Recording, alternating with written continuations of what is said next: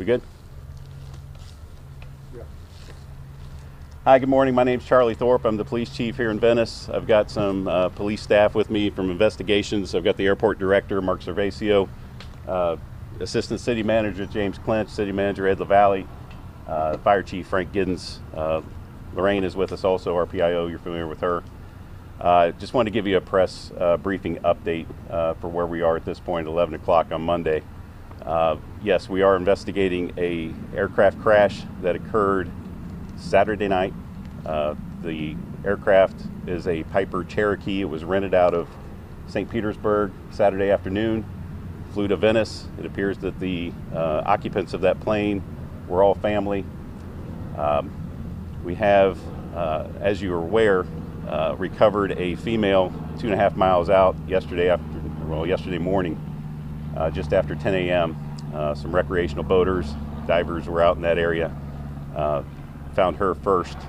At about that same time, we received information from the FAA that we should look for an overdue aircraft here at the Venice airport. So we began to do that when we received that information also about the body found out in the Gulf. With that, we began search efforts to locate a missing aircraft, and at about 2 o'clock in the afternoon, the Sarasota Sheriff's Office helicopter located that Piper Cherokee about 1/3 of the mile straight west of the airport property here, in about 15 feet of water. Sheriff divers assisted us at that point, and they did locate a 14-year-old female inside the aircraft. So we have a adult female located 2.5 miles out. We have a 14-year-old female that was found deceased with the aircraft, and we are still looking for a 42-year-old male that was, as we've determined, the pilot that rented that aircraft from St. Petersburg. I made mention that they traveled here, it appears, for dinner and intended to return directly back to St. Pete from our information. Please understand that the National Transportation Safety Board is in charge of the investigation of the aircraft crash. I'm here to let you know that the search is continuing for the male. Recovery efforts for the aircraft are being worked out with the NTSB, and at this point we're working obviously very closely with the medical examiner's office as well. If you have any questions about anything we're doing at this point, I'm happy to talk to you about that. At this point, we're not releasing the information of the individuals that were in the aircraft. I can tell you they were family. I've given you ages, but at this point, in conjunction with our investigative support and our work with the medical examiner's office, we're not ready to release that information at this point. Mr. Servacio is here. He can discuss, if you'd like, any issues of our airport. At this point, if there's any questions, I'm happy to answer a couple. Can you talk about just how extensive this search is and how is it difficult, I guess? Not necessarily difficult compared to others. We are close to the shoreline in this case.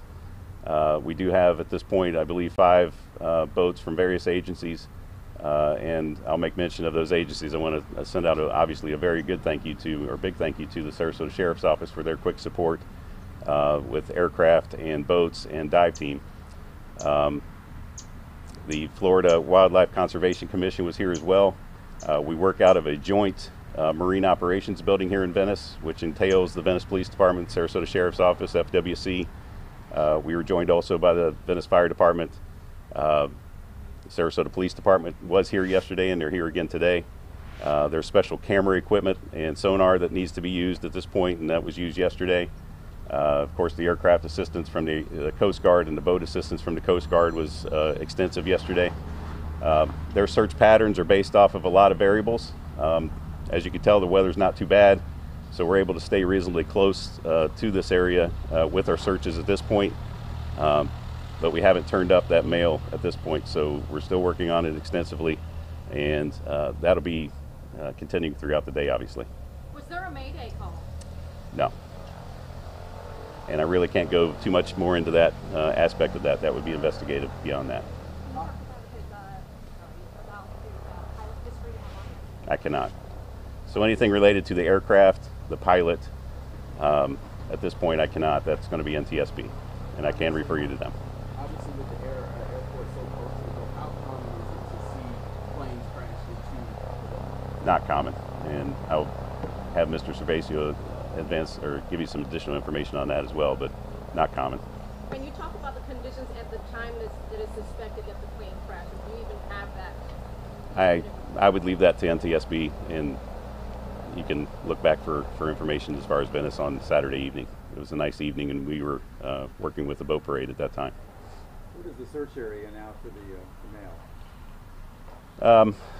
The search area is encompassing at least a 5 square mile area just south of where the aircraft was found yesterday, and a lot of that's based off of the time, tides, currents, conditions, all that kind of stuff. Did anybody hear the crash? Did anybody call it? We did receive one message overnight responding to the Facebook post that we put out that someone was on the pier, saw the plane, looked away, and then heard a noise, but it didn't register to them that that was a crash. They saw the crash information and thought, that might have been it. So we haven't received any other information. I did check with the communications center. There were no calls about it. No. Maybe for Mr. Cervasio, I guess just how hard is this knowing that this is a plane that took off from the airport, even though it's probably pilot or plane error, but just can you talk about how hard this is for the pilot community? Well, it obviously, anytime you lose one of your own, it hurts. And thankfully, we haven't had many. I've been here 6.5 years, and we haven't had a fatality while I've been here. But I've been in airports for a long time, and it's difficult. There's no two ways about that. One of the most dangerous times for an aircraft is takeoff and landings. Can you talk about that? Well, that's just a generality because the airplanes are closest to the ground, so there's not a lot of time to figure out what's happened and recover from it. And like I was saying earlier, how common is it that something like this happens to the airports? Like I said, I've been here 6.5 years, and we haven't had an incident like that, thankfully. I don't know that there's been that many of them. Sorry if I missed it. Did you say the age of the one who was found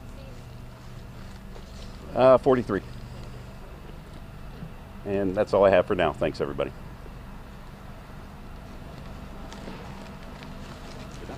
Thank you.